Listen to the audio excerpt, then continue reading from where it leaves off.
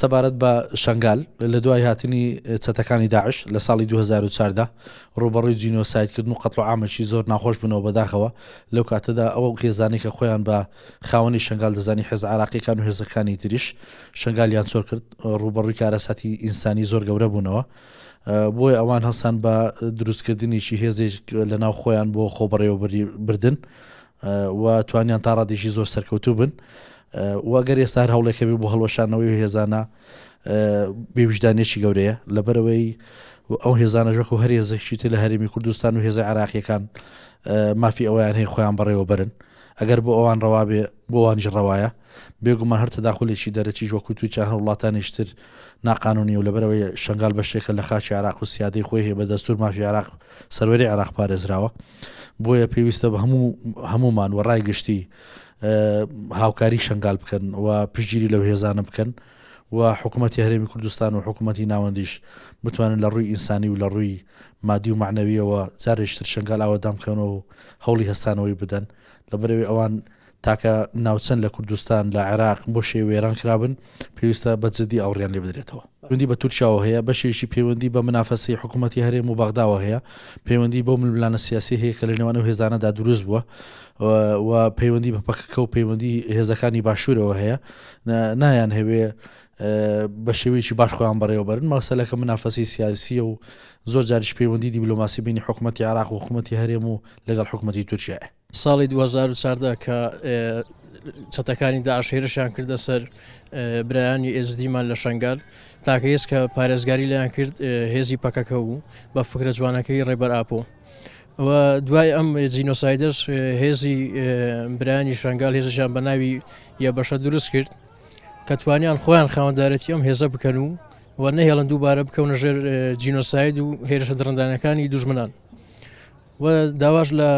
برایانی ئێزدی دەکەم هیچ فشارێک ساردیان نکاتەوە لەم گروپە جوانی کە پێچیان هێناوە و دووبارە نەکەونە ژێر هێرش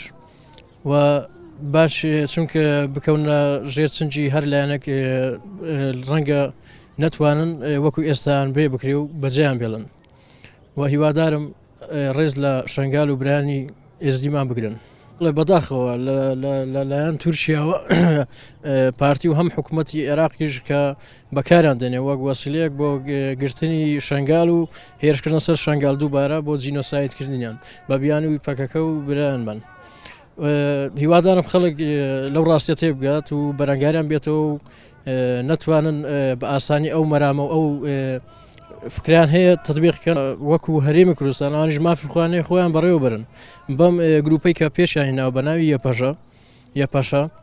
هیوادارم ڕێگریشان لێ نەکرێت بتوانن خۆیان بەڕێوە برن خۆیان پارێزگاری لە دەستکەوتەکانیان بکەن بێگومان سەرەتای بابەتەکە حەز دەکەم ئەوە ئاماژە بەوە بدەم کە ئەوەی لە شنگال ڕوودەدا هەڵقەکە لە زنجیرێکی فراوانی قەوارەی تورک بێگومان ئەوەی کە لە شنگال هەیە ئەو قەوارەیە هیچ دژ و هیچ پێچەوانەی نییە لەگە دەستوری عێراقی چونکە ئەگەر ئەمە مەسەلەی خۆسەریەکە کە خەتەکی تایبەتە لەبەر چاو بگرین هیچ ناکۆچیەک هیچ ناڕێچیەک هیچ دژبەریەک لەگەڵ دەستوری عێراقی دروست ناکات جا ئەوەی کە لێرە پێویستە بگۆترێت دەوڵەتی تورک یا قەوارەی تورک باشترە برین بڕیاریدایە و پێی وایە هەبوونی هەر قەوارەیەکی تورک لەسەر ئەو گۆی زەویە نەمانی ویە ئەو سیستەمە فاشستە خۆسەپێنەی قەوارەی تورکە کە دەیەوێت لە هیچ شوێنێکی سەر ئەم زەوینە هیچ شتێک بەناوی کوردەوە نەبی طبعاً ئەوەی کە لای ئێمە ڕوونە هەتا ئێستا ئەوان باکووری عێراق یا ئیدارەی باکووری عێراق بەکاردێنن لەسەر حکوومەتی هەرێمی کوردستان وێڕای ئەوە ناوەندەکی دەستوری بە پێی دەستوری کۆماری عێراق هەیە و وجودیشی هەیە و ئەوانیش نوێنەرایەتیان هەیە وێڕای ئەوەش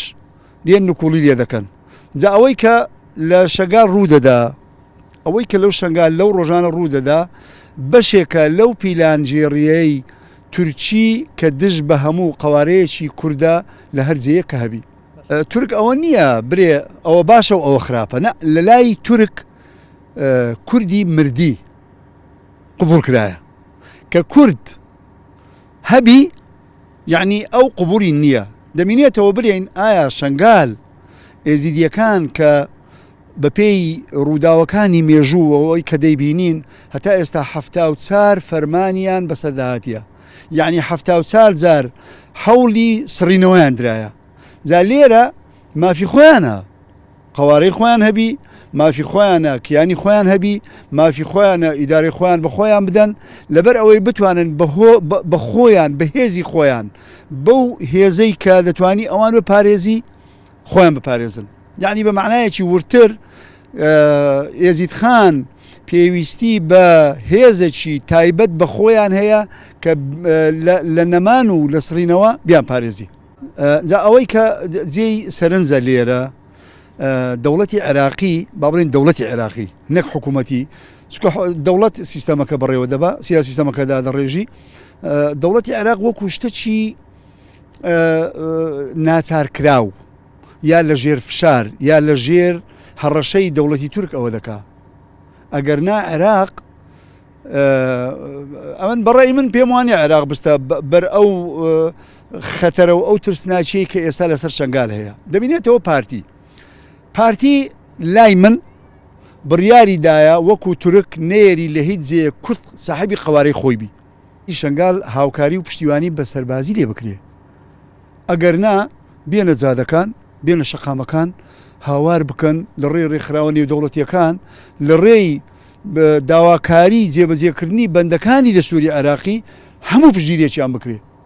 لە مێژووی ئەو حرەکەتە ئەگەر بەکراوەی قسە بکەین زۆر جار دیتمان حولی ئەوەیاندا کە نەک شنگال نێڵن بەڵکو کورد نێڵن بەڵام دیسان سەریان دای لە بەرد دیسان بە سەرشکایی دیسان بە سەرشۆڕی دیسان بە نابودی سەری خۆیان شۆڕ کرد و گەڕانەوە و چوونەوە ناو قەلبی خۆیان ئەوەی کە لێرە ڕوو دەدا نەک تورک خۆ تورک پشتیوانی هەموو ناتۆی لەگەرە ئەوە دیارە بەڵام ئەوەی کە دڵنیایان دەکەمەوە وەک کوردێک وەک ئینسانێکی ساحب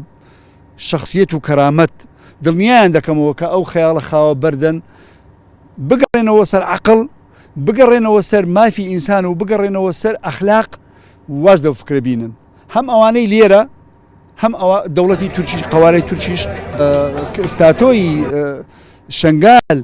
پشت بەستە بە فکرێک و بە ئایدۆلۆژیایەکی زۆر بەهێز ئەوەی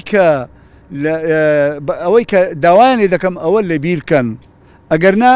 پێم وایە بە لە ناوچوون و بە نەمانی خۆیان کۆتایی دێ